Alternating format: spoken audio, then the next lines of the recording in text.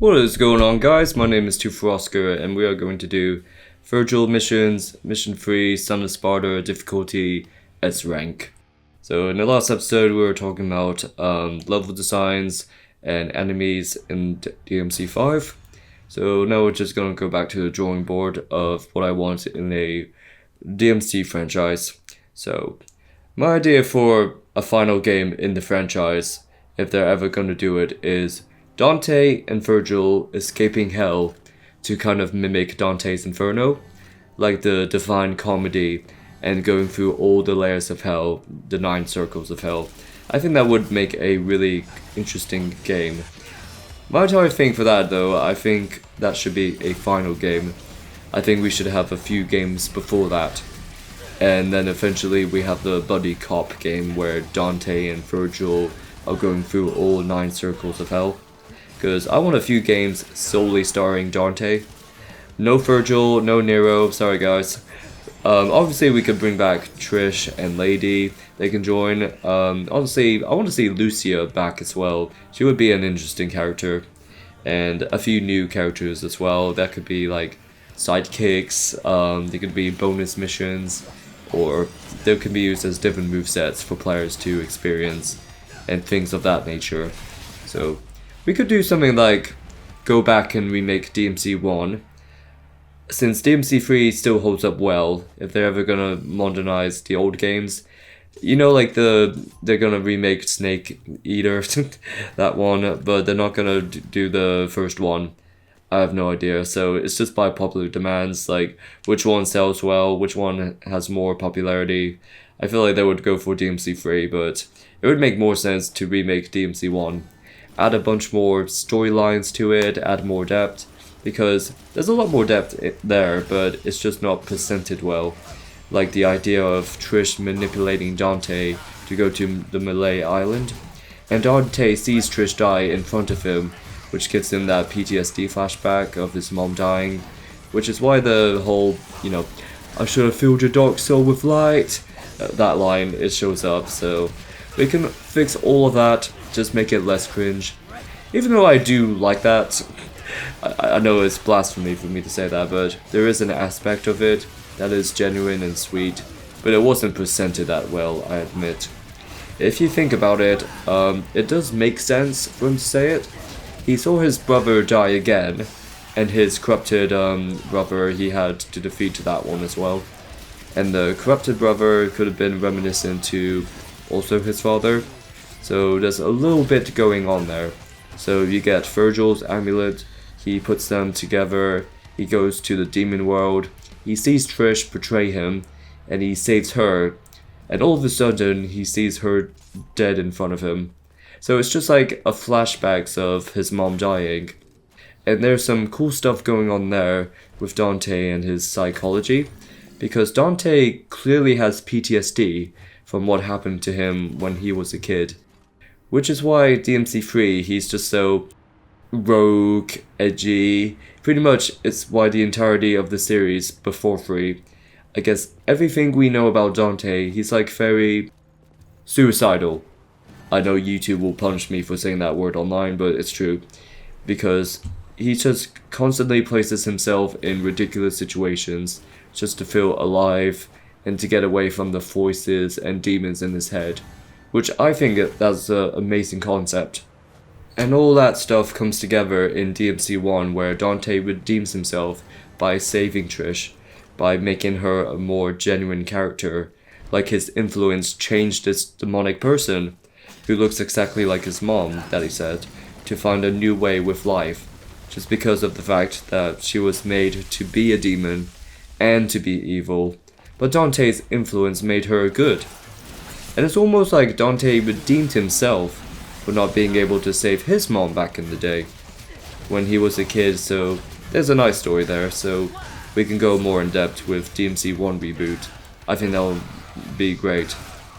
I think like instead of like making more games, like I'm seeing it from Capcom's point of view. I think they'll just reboot it, but like Resident Evil, they would do it. I think it would be interesting to go down that route, and also revamp DMC2 So kind of used the same scenario DMC2 did, where this human person who is essentially trying to be a demon god, which is what they did with DMC4 if you think about it. Humans are trying to be demons and try to bring back demon gods, but we could do a lot better with Arius and make him an interesting antagonist. Because Dante is used to fighting demons, so having him come across a human, which is worse than most demons he ever come across, it will have his morality challenged a bit, because Dante is not one to be fighting humans. So having him actually deal with a human may be worse than any demon he ever come across, which is pretty cool. And the use of despair embodied and Argosax and all that. That would be cool. So that would be the reboot for DMC 1 and 2. I doubt for DMC games, I don't know, like, you know, games they would never remake bad ones. Even though that does make sense, like, you can't just reboot stuff that's already perfect that you can still play. Why not, like, fix the issues from bad games in the franchise? I don't know why they ever do that, but I think they can fix the DMC2 issue right there. So, do DMC1, then 2. And then from there, I think it would be cool with DMC4. Since 3 is the prequel, but I think if they want to change DMC4, I mean, if I was in control, I want DMC4 to be the 4 Horsemen of Apocalypse. So it's a storyline involving the 4 Horsemen of the Apocalypse, and they fight for the control of the demon world. And because they're fighting for it, it's bringing the apocalypse into the human world. That would have been an amazing idea for a Devil May Cry game. And then the game after, that would be the Dante and Vergil 9 Layers of Hell game. The Dante Inferno style. I'm just spitting facts. I just think that would have been a perfect run. I think like DMC 1 and 2 reboot, 3 is fine, just leave it the way it is. Just skip to the next game, replace DMC 4 with the 4 Horsemen of the Apocalypse, and then 5 would be the buddy cop with Dante and Vergil. Perfect, and then end the franchise there. We don't need to do anything else. And of course, like, get rid of Nero. We need to do that as well. It's also the issue, I see a lot of Devil May Cry fans in real life, they love Nero for some reason. And I always say he sucks. They get mad at me for it. But it's not me being biased saying like, oh, Dante's better. Nero always talks shit to everybody and always throws insults out there. Like, he's just acts cocky. But when Dante calls him deadweight once, he loses his fucking mind. I just don't understand his personality like that. I don't like Nero. His entire motivation makes no sense in DMC5. But you know what? It's true though. You are deadweight. In the entire series you appear in, you're deadweight. When he appeared in the series, it all went to shit. He's just so annoying.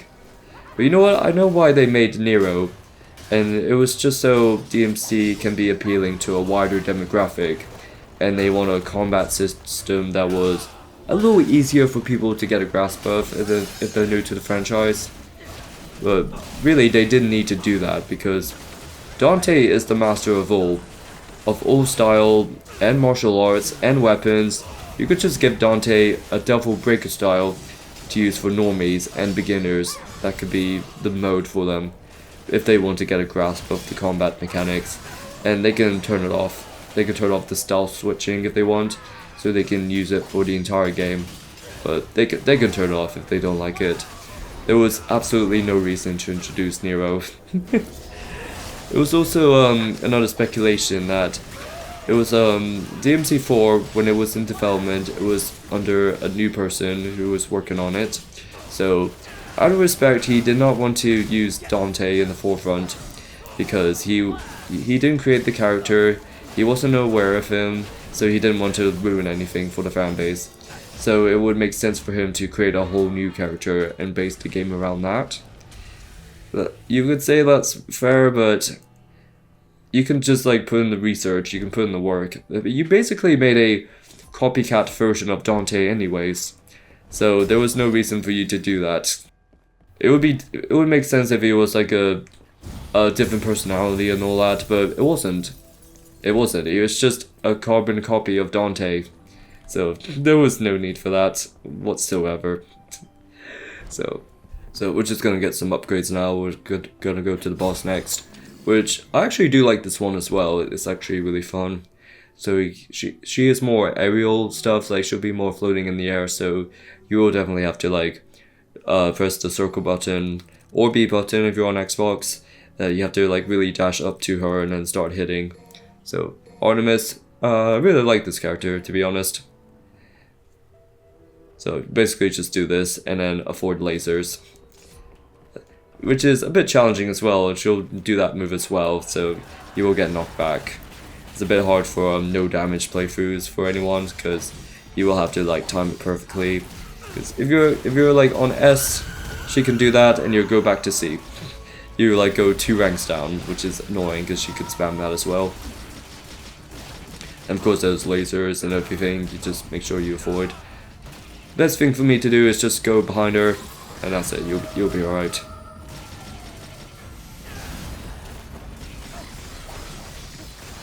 Of course, like for Nero, it would be more challenging because you're gonna have to grapple just to get to her, but Vergil, you just teleport, that's it. Another thing about Vergil, I said this before on my podcast channel. The way they use Vergil is a bit too much. I compared this to Shadow the Hedgehog, where he was meant to be in one game, and then afterwards, like, people loved him, so they would just throw Shadow in every single Sonic game afterwards, and it's kind of like a bit overdone. That's how I feel with Vergil. He was like good for DMC 3, and he was referenced in DMC 1, it was that, and then afterwards, he was just thrown into everything. DMC 4 for no reason. And then DMC Reboot, you can play as him as well. And then DMC 5, I do appreciate him, I do like the movesets, but it's just, you're kind of overdoing it a little. And that's kind of the reason why I was talking about the first episode, where he's just the forefront for the entire series instead of Dante, which kind of pisses me off. It's like, say Shadow is the reason for the whole series instead of Sonic. I need to have a talk about Sonic as a whole, the franchise.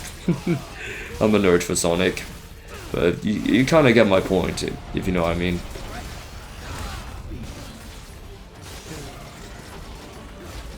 It's just like ease up on him, you know, and I hope he's not in the upcoming Netflix series as well. I just want stuff solely on Dante first, before implementing Vergil and, God forbid, Nero.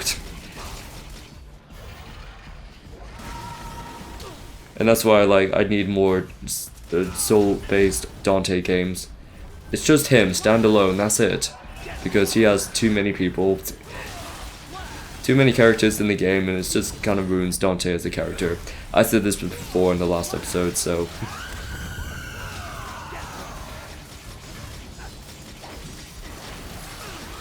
And... good, we got the S towards the end. And die. So good boss. I like that one. Next one's gonna be boring. You'll see why. But, that's it for this mission. Thank you so much for watching. I hope you enjoyed my little rant there. And do you guys like my ideas for the games, the reboots, and those other ideas? Let me know in the comments, and if you have any ideas as well, let's have a discussion. I will see you next time.